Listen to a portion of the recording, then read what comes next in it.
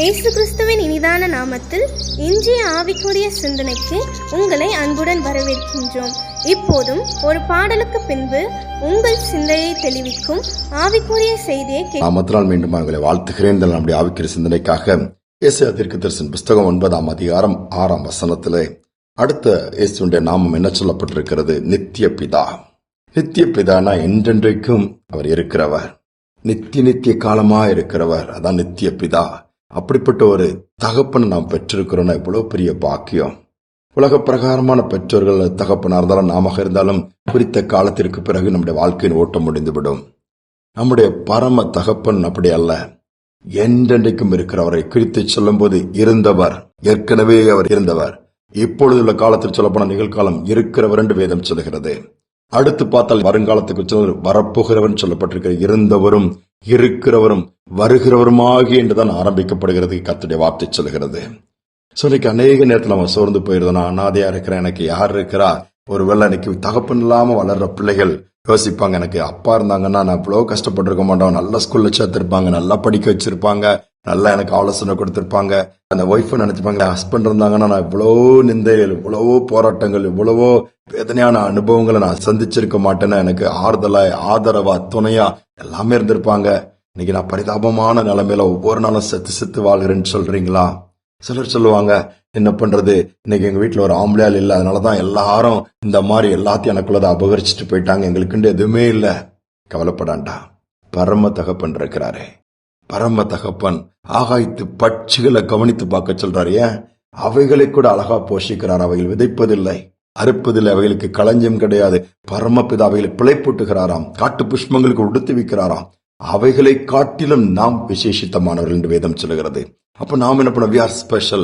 ஆண்டவர் நம்மை நேசிக்கிறார், நமக்காகவே தமது குமாரனை கொடுத்திருக்கிறார், நம்மை தொடர்ந்து நடத்த விரும்புகிறார், நித்திய காலம் நமக்கு தகப்பனா இருக்க விரும்புகிறார். அந்த நம்பிக்கைக்குள்ள கடந்து வாங்க. வந்துட்டீங்கன்னா போதும். நான் யாருமே இல்லைன்னு சொன்னீங்கன்னா ஆண்டவர் துக்கப்படுவார். நான் இருக்கிறேன்னு சொல்றாரு. அநேக நேரம் அந்த ஆழத்தை, அதனுடைய ஆண்டுடைய அன்பு நம்ம இன்னும் அறிந்து கொள்ளவில்லை, உணர்ந்து கொள்ளவில்லை என்றுதான் அர்த்தம். இங்க உட்கார்ந்து இருக்கும்போது இப்படி கவலைப்பட்டு உலக பிரகாரமெல்லாம் அவங்க எல்லாம் குடும்பமா இருக்காங்க, அவங்களுக்கு எல்லாம் நல்லா ஆண் துணை இருக்குது, அவங்களுக்கு எல்லாம் இவங்களா இருக்கிறாங்கன்னு சொல்லி அதெல்லாம் தூக்கி போட்டு அவங்க கொஞ்ச காலம்தான். ஆனா நம்மளோடு இருக்கிற பரம தகப்பன் நித்திய காலம். அவருடைய ராஜ்யத்துக்குள்ள, அவருடைய சமூகத்துக்கு போகும்போது அங்கேயும் அவர் தான் நமக்கு தகப்பன். யோசித்து பாருங்க, அவ்வளவு பெரிய பிதா நமக்கு இருக்கிறாரு. சோ அதனால இந்த நாட்கள்ல முழுவதும் அவருடைய கரத்துல கொடுத்துருவோம். ஒரு கல்லறை தோட்டம் வழியா அப்படியே ஒரு மனுஷன் நடந்து போயிட்டு இருக்கிறாரு, ஒரு கர்த்தருடைய ஊழியக்காரன். ஒரு சிறு பிள்ளை உட்கார்ந்து அழுதுட்டு இருக்குது அந்த கல்லறையில. ஏங்கி அழுது சோர்ந்து போய் கண்ணெல்லாம் உள்ள போய் காஞ்சி போனோமா, அப்படியே சாப்பிட்டே ரொம்ப நேரம் இருக்கும் பொழுது உட்காந்து ஒரு கிட்ட போய், என்னமா ஏமா அழுறான்னா, கிட்ட யாருமே இல்ல, எங்க அப்பா இறந்துட்டாங்க, அடக்கம் பண்ணி இருக்கிறோம். ஏமா நீங்க உட்காந்துக்க வீட்டுக்கு போனதுன்னா, எனக்கு யாருமே கிடையாது, எங்க அப்பா தான் எல்லாம், அவங்களும் இறந்து போயிட்டாங்க, நான் என்ன பண்ண தெரியல, அனாதையா இருக்கிறேன்னு சொல்லி மற்றவங்க எல்லாம் சொல்லி பார்த்திருக்காங்க. அந்த பிள்ளை வரல, அழுதுட்டே இருக்கிறதுனால எல்லாம் போயிட்டாங்க. இப்ப அந்த ஊழியருக்கு மனசு ரொம்ப கஷ்டமாயிருச்சு. என்ன எப்படி ஆறுதல் பண்றது?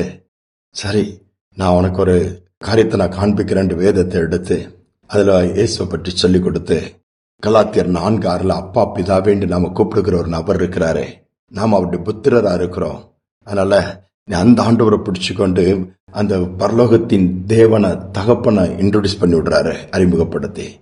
இப்ப நீ சோர்ந்து போயிடாத, உங்க அப்பா அங்கதான் போயிருக்கிறாங்க, இந்த பரம தகப்பனை நீ பிடிச்சிட்டீன்னா ஒரு நாள் உங்க அப்பா இருக்கிற இடத்துக்கு நீயும் போகலாம், சோர்ந்து போகாதன்னு சொல்லி ஆறுதல் படுத்துறாரு, தைரியம் கொடுக்கிறாரு, ஆண்டவருடைய ராஜ்யத்தின் காரியங்களை போதிக்கிறாரு. அந்த பிள்ளைக்கு ஒரு நம்பிக்கை வருது.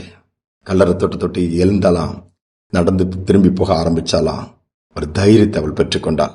யோசித்து பாருங்க, அநேக நேரத்துல நாம் அப்படித்தான் யாருமே நினைக்கிறோம். நம்ம அனாதைகள் அல்ல, அனாதி தேவன் இருக்கிறாரு. நாம் தள்ளப்பட்டவர்கள் அல்ல, புறக்கணிக்கப்பட்டவர்கள் அல்ல, அற்பமா மற்றவங்க என்னெல்லாம் நம்முடைய ஆண்டவர் பார்வையில் நாம விளையேற பெற்றவர்கள். ஜெபிப்போம். ஆமேன், ஆமேன். சோர்ந்து போக வேண்டாம், நமக்கு ஒரு பரம தகப்பன் உண்டு, அவர்தான் நித்திய பிதான் சொல்லப்பட்டிருக்கிறது.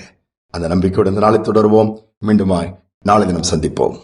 ஆறாத காயங்கள் ஆறும், ஆரோக்கியம் வாழ்வினில் மூடும், ஆற்றிய தேற்றும் நல்நாத, போற்றிய பாதம் தரிப்போ, அநாதி தேவனே அடைக்கலம் பாரில் அநாதையாவதே இல்லை. ஆனா தேவாதி தேவனே அடைக்கலம் பாரினில் அனாதையாவதே இல்லை. ஆனந்த துதி ஒலி கேட்கும், ஆடல் பாடல் சத்தமும் தொனிக்கும்.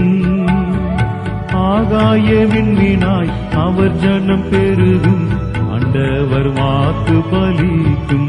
ஆகாய விண்மீனாய் அவர் ஜனம் பெருகும், ஆண்டவர் வாக்கு பலிக்கும்.